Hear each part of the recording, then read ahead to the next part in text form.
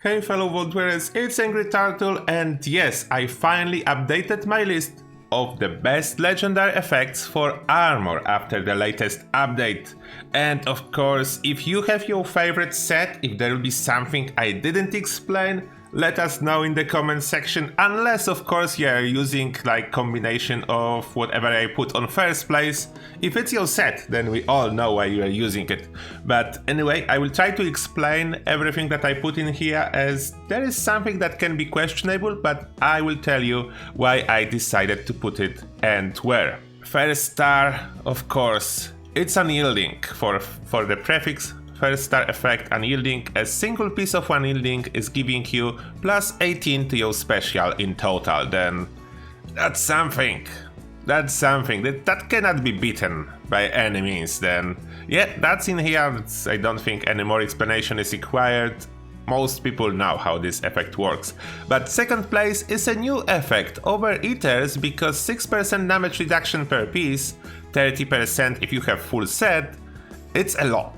It's helped tremendously, and it's even better in case of regular armor than power armor, because regular armor does not have any damage reduction built in like power armor has. Then this is really good if you want to be tank without using power armor. Next, number 3, Weightless or Chameleon, but here important full set, because Weightless doesn't work at all if you don't have a full set, and to get full effect from Chameleon you need full set as well. Full health build, stealth, then those are effects you will be most likely aiming for on your first star.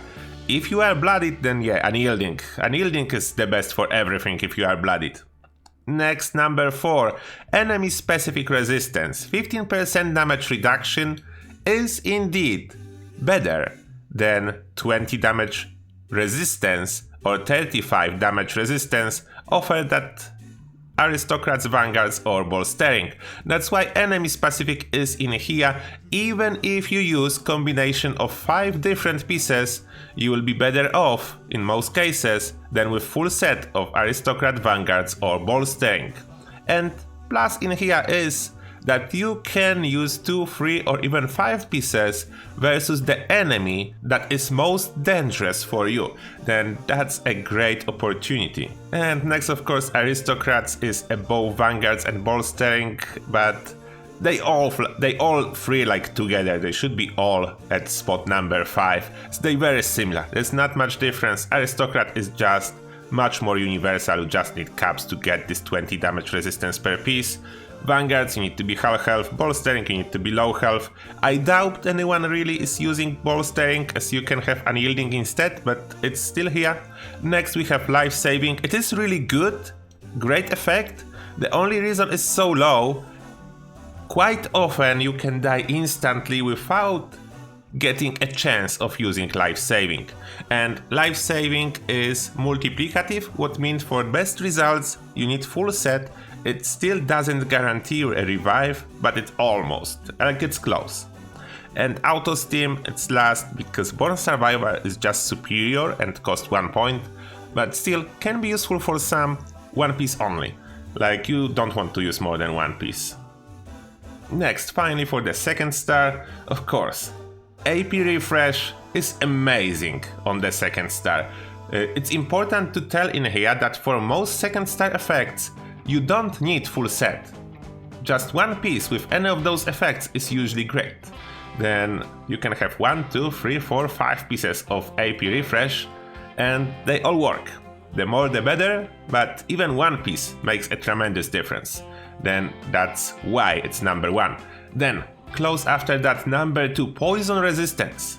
It's amazing, as we have a lot of enemies that can apply quite high damage from poison, but 1 or 2 pieces with poison resistance can reduce this damage by like 70 to 80%. Then yes, it's awesome for tankiness. And just below, fire resistance. You can be surprised, but we have a lot of fire damage sources in game.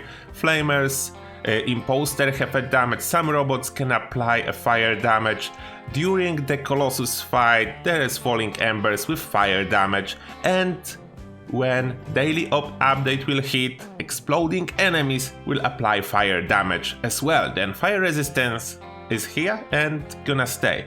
I didn't put cryo resistance, but if you are doing PvP, then yes, you need cryo resistance. Next, number 4, I put less damage from explosions, and it's only 7%, not 10% like stated in patch notes. And the big problem with that, it's not really great if you have just one piece. You will see the difference if you have full set, but it's not amazing. That's definitely less useful than 3 above it. And number 5, hunger and thirst grows 10% slower. Single piece, again, not much use. If you have full set, hunger and thirst will grow 50% slower. That makes a difference and can be used for some people, but for majority probably not. That's why it's number 5 and number 6 +1 to your special. Just because 1 point to special, that's not much. Let's compare this +1 special with unyielding. +18 to your special in total. Then yeah, unyielding 18 times better than adding 1 special on the second star, but still, if you want to max out, let's say experience gain, extra 1 intelligence helps a little bit. And finally for the third star, number 1, weapon weight reduction, because yeah, it's amazing. It maxed out as all weight reduction perks at 90%, but being able to carry 10 times more weapon, yeah, you guess so, it's useful. And number 2, damage reduction again. Sentinel, Cavalier. I put them both together because it depends on your playstyle. If you are melee or range, you either want standing still or while sprinting, but 75% if you have full set to reduce damage by 75%, yeah, that's a lot. That's really a lot, and full set is great. Although I'm not the biggest fan, I usually don't need as much tankiness on regular armor, but it is here, it's definitely an option. Next, number 3, you can be surprised here, but I put slowly regenerate radiation damage. And the reason for that is I discovered I actually need it, but not on my regular piece. I need it with my blooded build as a spare armor piece, like 6 and 7 armor piece that I can quickly swap on if I need to remove a little bit of radiation. It's awesome, as there is like alternative is a Brahmin milk, but here's the problem. In order to use Brahmin milk, you really need good with salt, as Brahmin milk spoils fast, and you need to always have this Brahmin milk on you. This, no requirements, you just pop the piece and your radiation very slowly regenerates. Then I notice quite cool effect, and for full health builds it's even better because you always heal your radiation without paying attention to it. Then yeah, definitely number 3, even if you are bloodied as your piece number 6, for example, for your set. You can even put it on quick wheel and swap when needed to regenerate some radiation. It's easier to swap armor piece than to keep swapping your perks, and perks works only during the day if you use endurance perk to remove radiation. And if you want to use legendary perk for that, there is no free swapping of legendary perks. That's why it's in here.